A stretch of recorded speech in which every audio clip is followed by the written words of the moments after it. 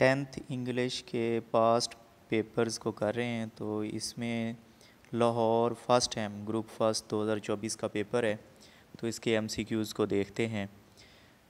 तो इसकी स्ट्रक्चर ये है कि पहले 5 एमसीक्यूज़ वर्ब के होते हैं, यानी टेंसेस से ये 5 आते हैं। उसके बाद अगले 9 एमसीक्यूज़ ये आपके ग्लॉसरी से, और नेक्स्ट और आखिरी 5 जो हैं वो आपके ग्रामर वाले पोर्शन से होते हैं।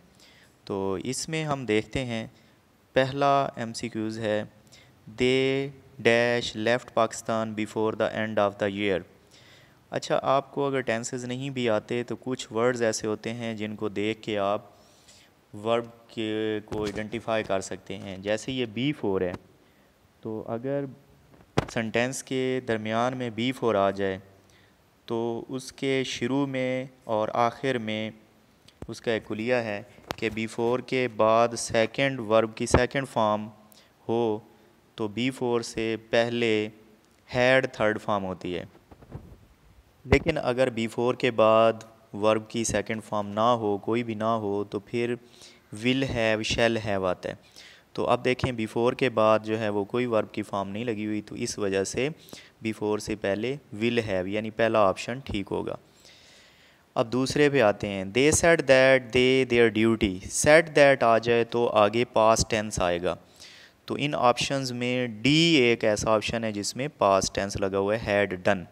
बाकी पहले में आर डूइंग ये प्रेजेंट टेंस है, विल हैव डन फ्यूचर है, सी ऑप्शन हैव डन ये भी प्रेजेंट है। तो डी ऑप्शन एक है जो हैड डन आ चुका है, तो इस वजह से हैड डन आएगा। तो इसका क्लू ये है कि सेड दैट हो तो आगे पास्ट टेंस वाला ऑप्शन आएगा। तीसरा है, why did he dash you. तो इसके अंदर वर्ड है डिड।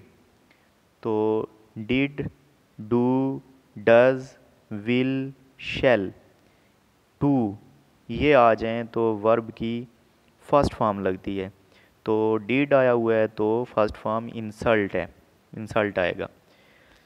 चौथा एमसीक्यूज़ है, the baby for milk now. तो इसमें वर्ड है नाउ। नाउ आ जाए, एट द मोमेंट आ जाए, at present. Now, at the moment, at present ये अगर आ जाएं तो आई एन जी वाली फॉर्म लगेगी, is M R I N G. तो नाउ आ गया है तो इस वजह से ये इज़ क्राइंग वाला ऑप्शन ठीक है, बी ऑप्शन। पाँचवा इसकी पाँचवीं मरूज़ी है, इट रेन सिंस ट्यूसडे। तो सिंस फार आ जाए तो फिर हैज़ बीन, हैव बीन या हैड बीन वाला ऑप्शन लगता होता है। तो इसके अकॉर्डिंग फिर इसके अंदर सी आएगा, has been, it has been. अच्छा, उसके बाद बाकी जो हैं, छठा इंस्टेंट, इंस्टेंट इसका डी ठीक है। सातवें का सी, आठवें का ए और नौवें का बी ऑप्शन ठीक है, यानी ये स्पेलिंग के हवाले से था। तो ये आप ग्लासरी तैयार करेंगे तो ये आपका तैयार हो जाएगा। अब आ जाते हैं आगे करेक्ट स्पेलिंग वाला। तो दसवें में है, ये भी ग्लॉसरी में से ही आता है।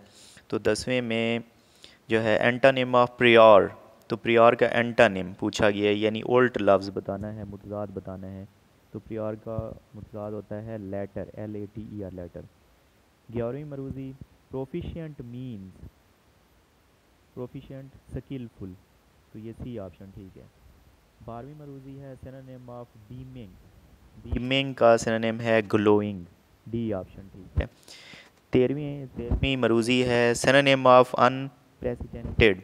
अनप्रेसिडेंटेड, मैचलेस, ए ऑप्शन इसका ठीक है। अच्छा, उसके बाद है एंटानिम ऑफ मैसिव। मैसिव का एंटानिम होता है लाइट। नेक्स्ट आते हैं आखिरी 5, ये ग्रामर के पोर्शन में से आती हैं। तो इसमें 15वें में विच रिलेटिव, रिलेटिव या रिलेटिव प्रोनाउन है। 16वें में as soon as I saw the cobra, ये एडवर्ब क्लाज यानी डी ऑप्शन ठीक है। 17वें का to become successful, infinitive है टू बी कम। 18वें का हॉलीडे, अब्स्ट्रैक्ट नाउन है। 19वें का कवर्ड विद स्नो,